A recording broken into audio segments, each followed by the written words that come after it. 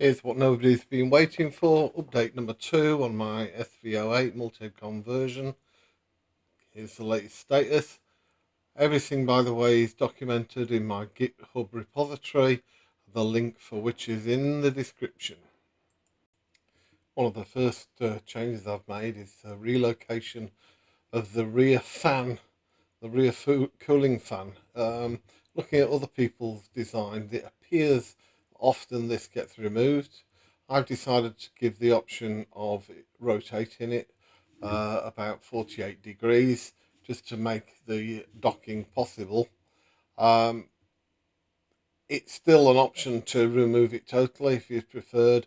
One disadvantage of it being rotated is it does mean the spacing between the heads at the top is increased, and that may affect the number of heads that you can physically mount at the top.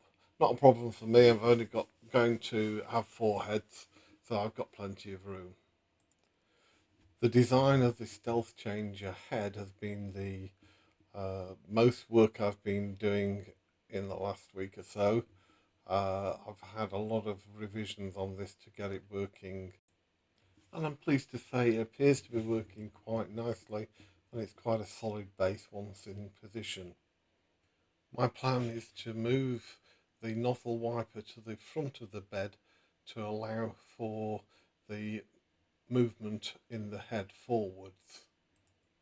The Stealth Changer mount actually moves the hot end up 15 millimeters, and for that reason I'm putting some shims in to raise the height of the bed.